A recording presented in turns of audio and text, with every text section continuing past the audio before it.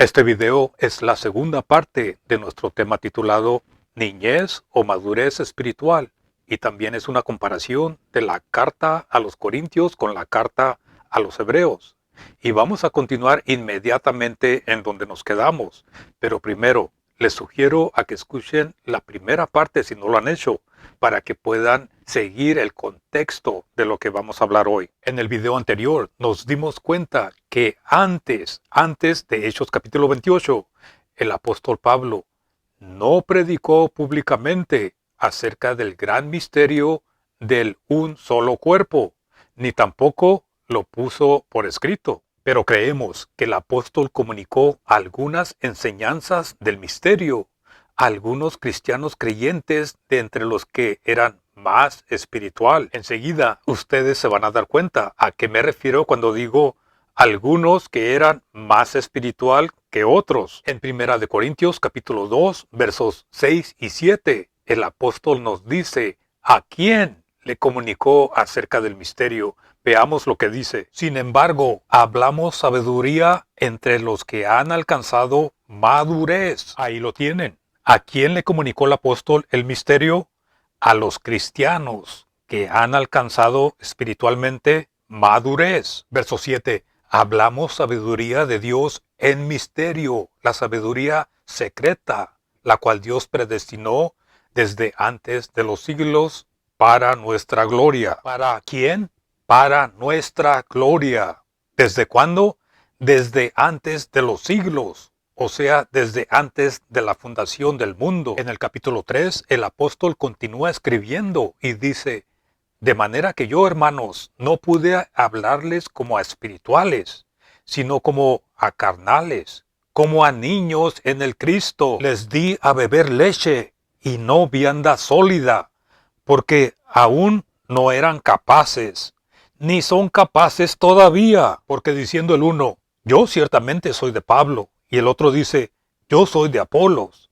Por esa razón son cristianos carnales en lugar de ser espirituales. Todo esto es el mismo concepto que menciona en el capítulo 2, versos 10 al 14, en donde dice, pero Dios nos las reveló a nosotros por el Espíritu, porque el Espíritu todo lo escudriña, aún lo profundo de Dios. Porque ¿quién de los hombres sabe las cosas del hombre, sino el Espíritu del hombre que está en él? Así tampoco nadie conoce las cosas de Dios, sino el Espíritu de Dios. Y nosotros no hemos recibido el Espíritu del mundo, sino el Espíritu que proviene de Dios. ¿Para qué? Para que sepamos lo que Dios nos ha concedido, lo cual también hablamos, no con palabras enseñadas por sabiduría humana, sino con las palabras que enseña el Espíritu Santo, acomodando lo espiritual a lo espiritual. Pero, escuchen esto, el hombre natural no percibe las cosas que son del Espíritu de Dios, porque para él son locura, y no las puede entender, porque se han de discernir espiritualmente. Ahora, es cierto, es muy cierto, que las personas que no creen, los incrédulos, no pueden entender las cosas del Espíritu de Dios, porque les son locura. Y el apóstol lo vuelve a repetir en el capítulo 1, verso 23, en donde dice, para los gentiles es locura, cierto, pero escuchen esto, lo más triste es que muchos del pueblo del Señor, muchos cristianos,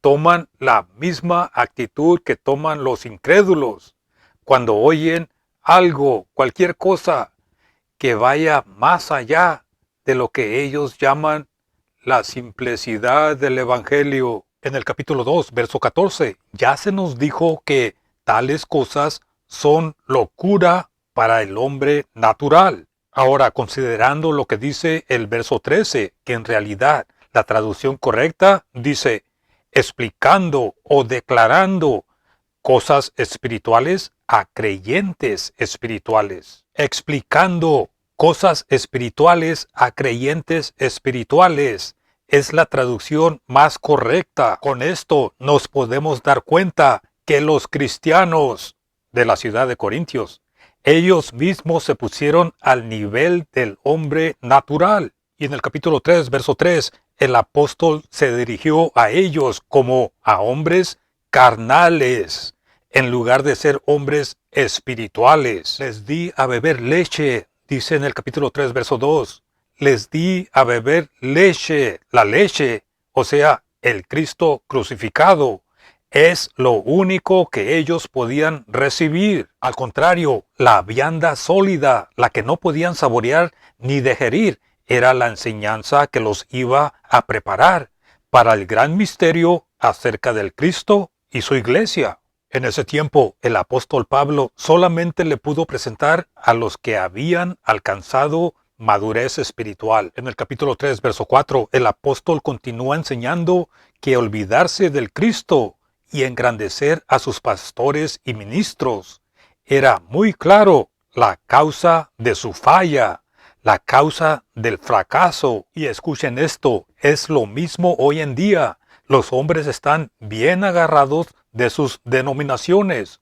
Algunos están dispuestos hasta pelear por sus religiones. Otros miran a sus líderes religiosos como dioses pequeños y pierden de vista al Cristo en el celo de sus ordenanzas religiosas, comer, beber, hacer, y están tan afanados en formar su propio concepto de la unidad que sin el Señor que resucitó sería absurdo, porque lo han descuidado y lo han olvidado. En este mismo capítulo, en el verso 10 y 11 dice, conforme a la gracia de Dios que me ha sido dada, dice el apóstol Pablo, yo como perito arquitecto puse el fundamento y otro edifica encima.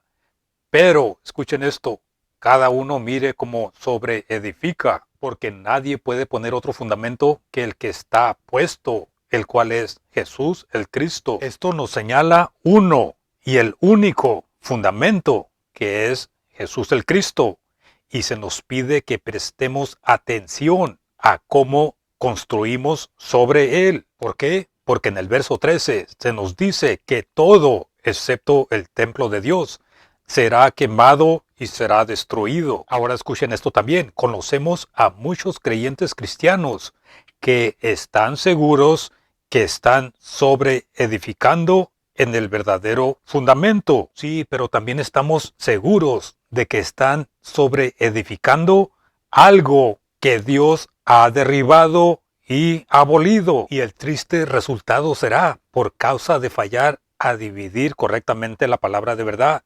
Como se nos dice en 2 de Timoteo capítulo 2, verso 15, tendrán que ser avergonzados como obreros que han descuidado los planes y las instrucciones del gran arquitecto. Les voy a dar un ejemplo a lo que me refiero.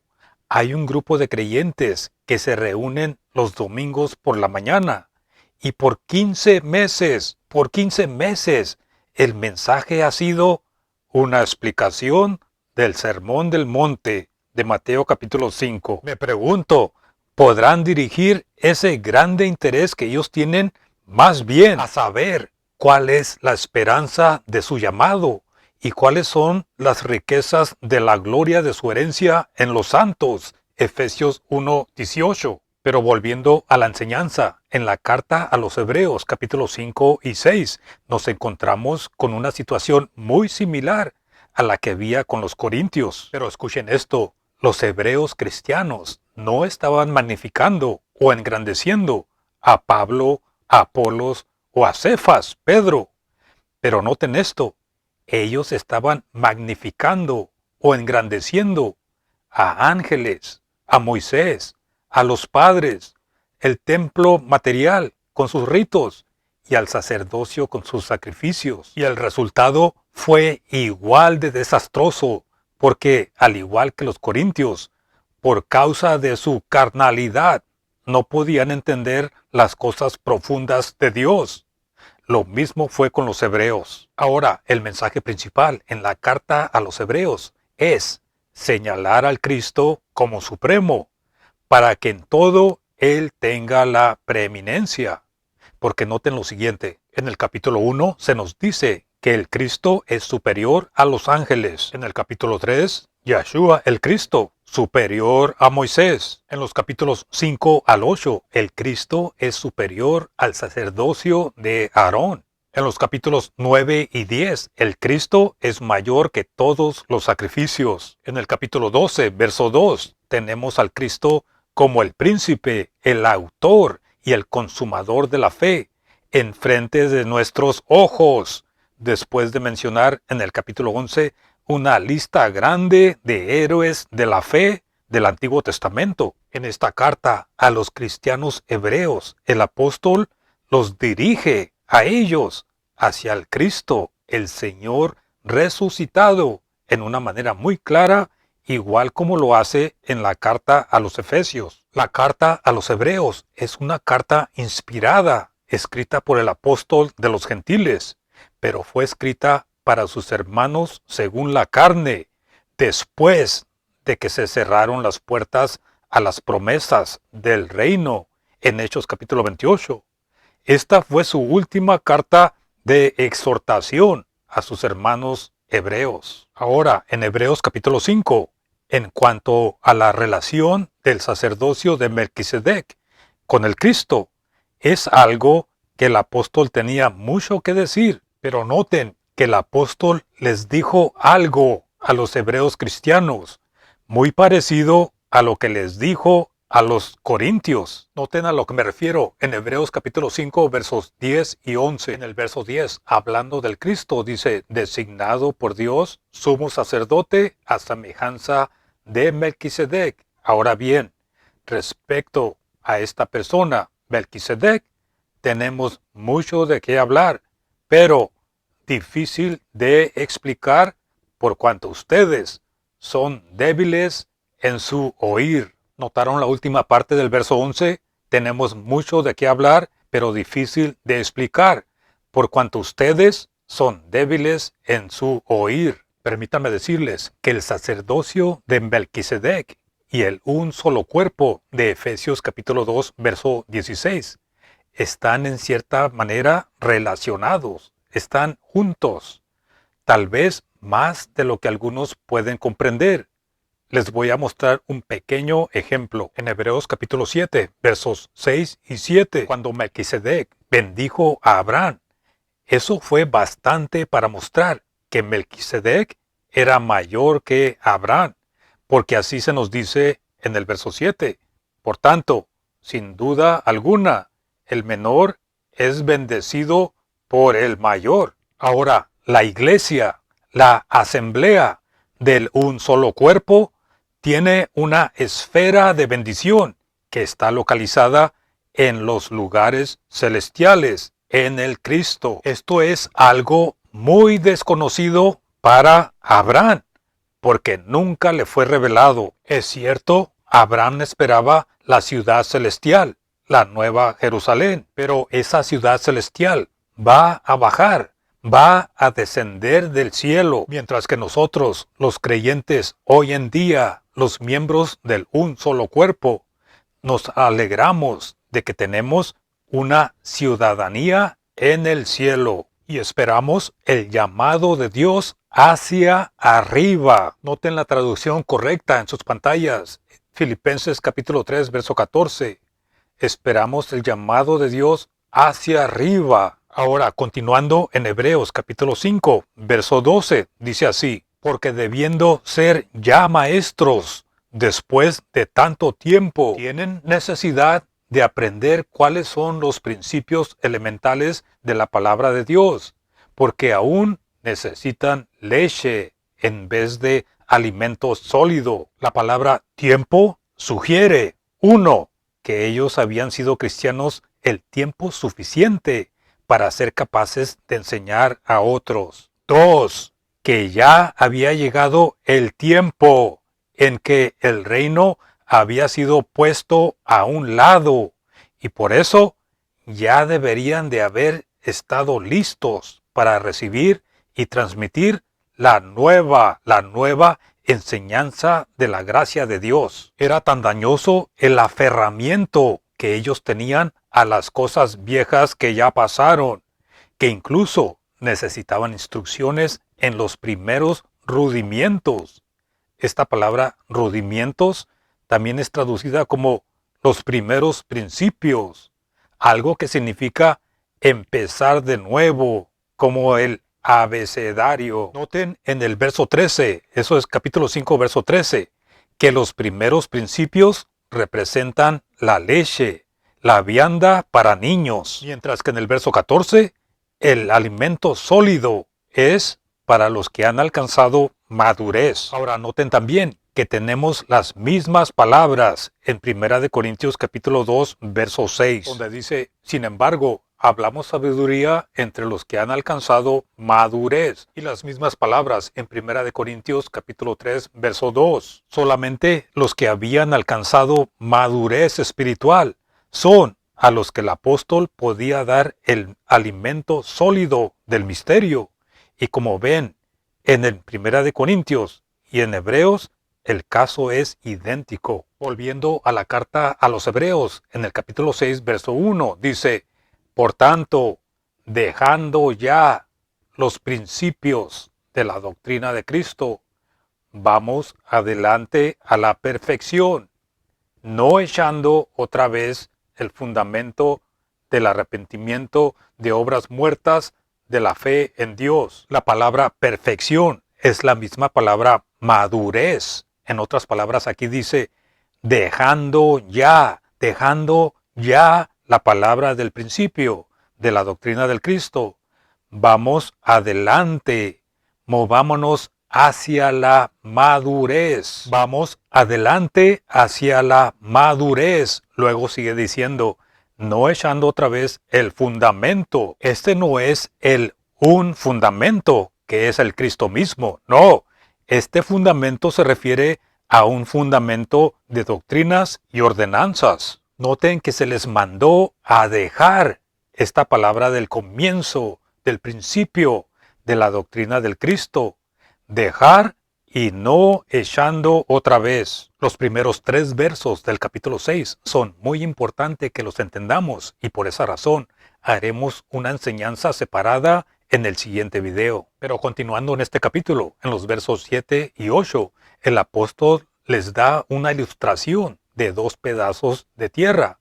Noten lo que dice, porque la tierra que bebe la lluvia que muchas veces cae sobre ella y produce hierba provechosa a aquellos por los cuales es labrada, recibe bendición de Dios. Pero la tierra que produce espinos y abrojos es reprobada, está próxima a ser maldecida y su fin es el ser quemada. Como ven, una tierra es bendecida y la otra tierra está cerca de ser maldecida, la cual el final será para el fuego, quemada, pero será salva, aunque así como por fuego, o sea, un pedazo de tierra o un terreno que ha sido quemado, no es destruido, pero queda absolutamente vacío. Es lo mismo que se nos dice en 1 Corintios capítulo 3, versos 14 y 15. Si permaneciere la obra de alguno que sobreedificó, recibirá recompensa. Pero si la obra de alguno se quemare,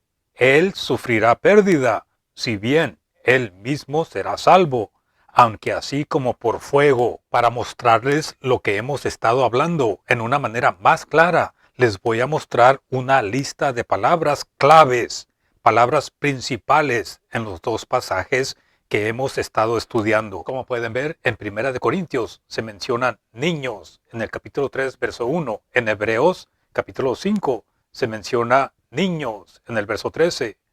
En 1 Corintios se menciona leche, capítulo 3, verso 2. En Hebreos, leche, capítulo 5, verso 13.